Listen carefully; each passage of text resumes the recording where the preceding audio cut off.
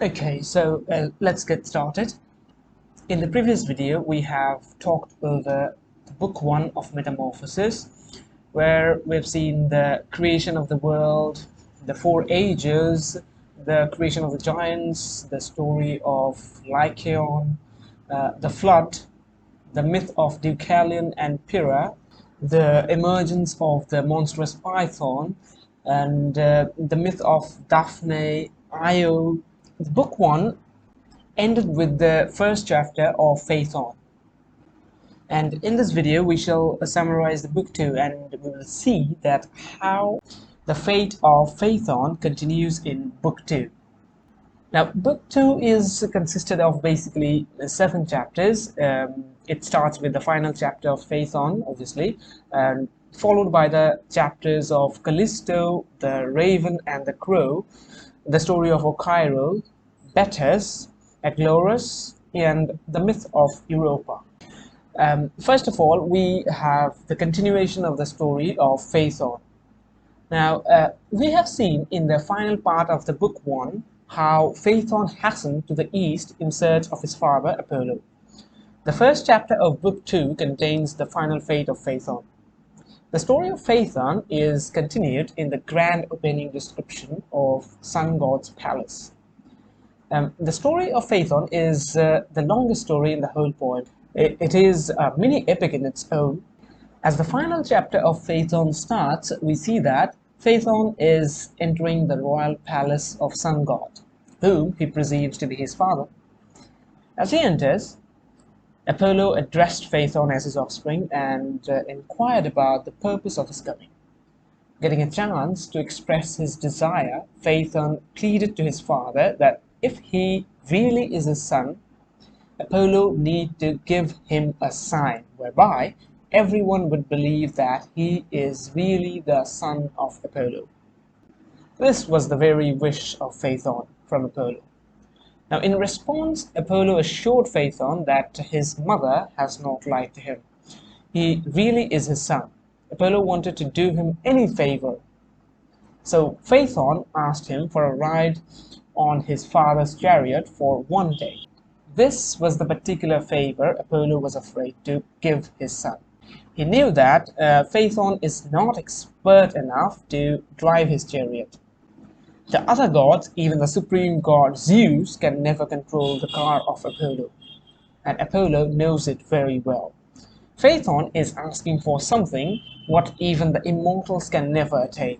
So Apollo begged his son to ask for something else, because his destiny is mortal and his wishes transcend mortal limits.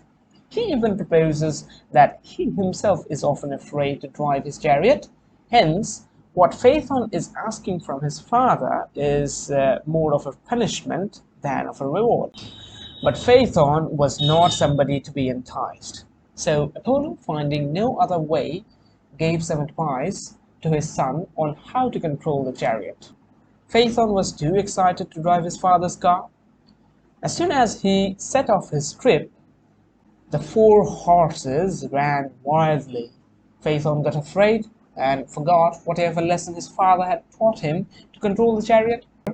He at once regretted his favor he asked from his father. The earth now burst into flames on all of the hills and mountains. The corn turned white and trees were turned into lifeless skeletons. PHAETHON looked down on a world which was burning, and he could not endure the force of the heat. His feet could feel his chariot growing red hot. PHAETHON loses control of his chariot, which drops out the sky and scorches mountains and cities below. Mother Earth could not take it anymore. She pleaded to Jupiter, and the supreme god at once struck PHAETHON with a thunderbolt, leading him to death. Now, PHAETHON's body fell through the sky in long trains. His burning body was found by some water nymphs who buried them far away from his home. And on the epitaph they wrote, "Here lies PHAETHON, charioteer of his father's horses. They bolted and brought him low, but high were his spirit and daring." Eventually, Phaethon's mother Clymene laments and searches for her son. Phaethon's sisters, the Heliades of course, the daughters of Apollo and Clymene, mourned bitterly, and while lamenting, they all were turned into poplar trees. Apollo is heartbroken for his son, and he eventually threatens to shroud the whole world in darkness to punish Jupiter, the killer of his son. However, all the gods convince him not to do so. Phaethon's sisters, the Heliades, mourned bitterly, and while mourning, they were turned into poplar trees. On the other hand, Cycnus, a friend of Phaethon, was transformed into a white swan. In this way, the final chapter of Phaethon ended. And it is not about Phaethon's own character that gets transformed, but it is more about his near and dear ones, his sisters and his, of course, because they eventually get transformed into other things. The second chapter of Book 2 is consisted of the myth of Callisto. Now, after the unfortunate fate of Phaethon, the almighty Zeus conducted a tour of inspection around the walls of the sky to examine if great fire's impact had caused them to weaken or crumble down. When he saw they were still as strong as ever, his attention turned to earth, as well as the works of mankind. While he was investigating, an Arcadian virgin named Callisto suddenly caught his attention. Callisto was the daughter of the savage king Lycaonian, about whom we have discussed in Book 1. Now, Callisto was the favorite of the virgin goddess Diana. As she entered a forest and removed her quiver to take some rest, Zeus assumed the character of the goddess Diana and appeared before her. Callisto then started describing her hunting experiences to goddess Diana. Zeus persuaded her in that moment and raped her. When the actual goddess Diana discovers what has happened to Callisto, she banished her from the woods. Eventually, Callisto gave birth to a boy named Arcus. Now, Juno discovered Jupiter's betrayal, as always, and she wanted revenge. Juno transformed Callisto into a bear. After some years, when Arcus was aged enough to hunt, he one day encountered a bear. Failed to recognize it as her mother, he was about to pierce its breast with his pointed javelin, but it was the almighty Jupiter who saved both of them and gave them both places in heaven as neighboring constellations. And as usual, it infuriated Juno. The next chapter is The Raven and the Crow. This chapter tells the story of a crow who once was a beautiful princess, counseling the raven to remain quiet about what it knows. The raven was to inform Phoebus Apollo about the unfaithfulness of his favorite girl, Coronis. But the crow warns him to reconsider his judgment, because loyalty doesn't always pay off. The crow has gained his knowledge through a hard way. It tells the raven about how he was transformed into a crow from a princess. The raven, however, disobeys the crow's caution and informs Apollo about the infidelity of Coronis. And Apollo, being so outraged, killed Coronis with an arrow, but at once he regretted because he discovers that Coronis is pregnant with his child. Now, Apollo's anger was turned to the raven. He punished the raven by turning him into black. He rescues his child from Coronis' womb and entrusts him to a centaur named Chiron. The next chapter is of OCYRHOE. The centaur Chiron was taking care of Apollo's child. Chiron's daughter OCYRHOE had the ability to predict. She prophesied about the boy of Apollo that he will be a healer of the world, and she also prophesied that her father Chiron will be bitten by a snake.